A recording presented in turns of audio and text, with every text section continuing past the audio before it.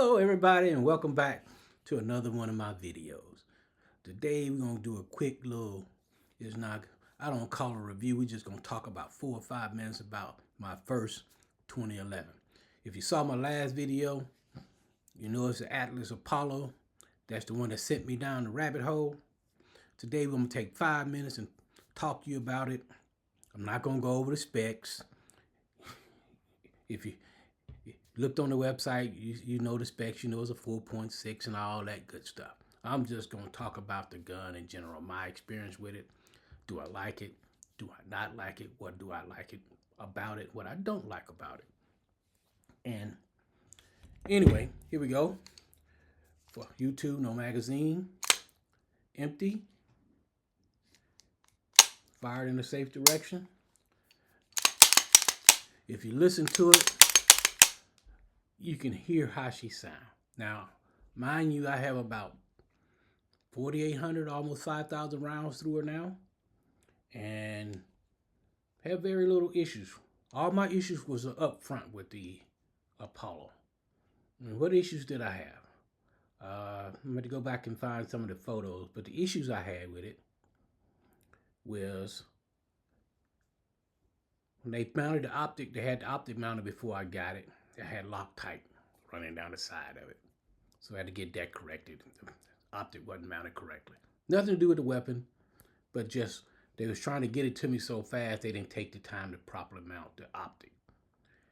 And another, if you ever decide to buy one, I suggest don't change the color of the trigger unless you buy it directly from Atlas. The reason for that, the other issue I had with mine was trigger.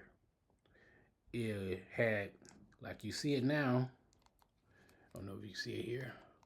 See how much take up? I had to send it back to Atlas to get it replaced because it had so much play in it.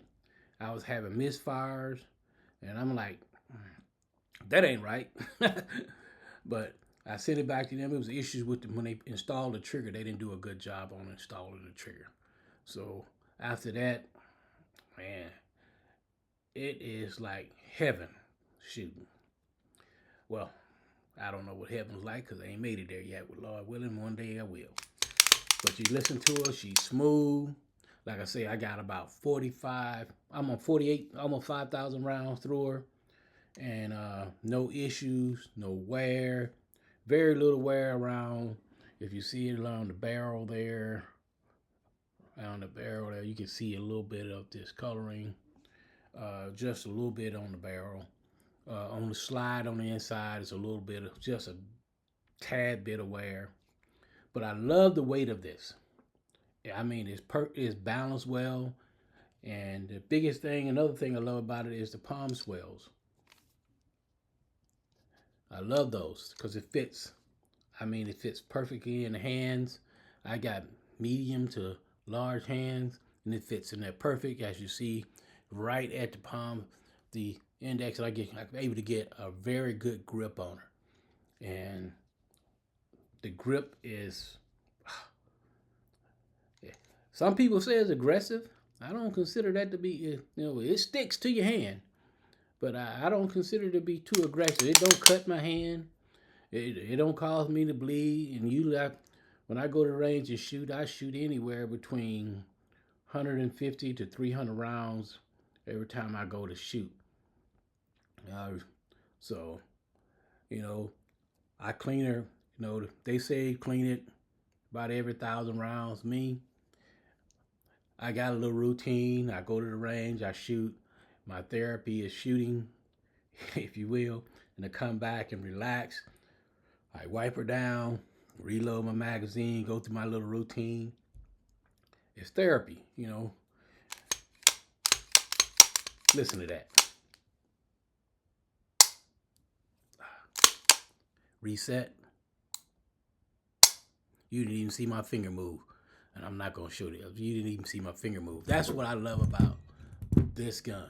It's a 4.6. I'm going to put in some shooting footage of it. You can see it got a little rise on it, but it returns to zero. Well, return to zero. Stamped on the barrel. It returns to zero. Dot never leaves the window. Everything they say about it is true. Oh, this is a version 2. Version 2.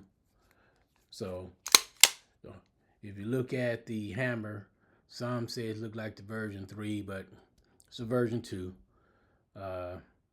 It's just a very nice gun. You can't go wrong with it. Like I say, the biggest issue I have now is figuring out how did that get loose. And they went back to them and they sent it back to me just like this. That's my only complaint with it. Fit and finish on this thing supposed to be above board, and it's rattling like that. Another thing I hate sometimes when you're dealing with some of these large companies, especially when you're new, sometimes they talk to you like you ain't got no knowledge of what it is that you're complaining for no reason. But when you spend this much money on a firearm, you expect it to be perfect. You got a brand and your brand say perfection. I expect perfection. And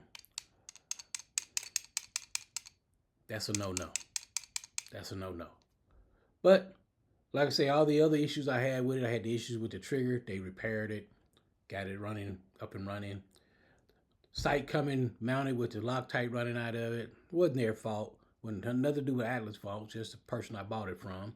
But they took care of that. We got that taken care of. But now, she run like a dream. And do I enjoy shooting her? She got almost 5,000 rounds through her. What do that tell you? Every time I try to shoot it once every 2 weeks or so.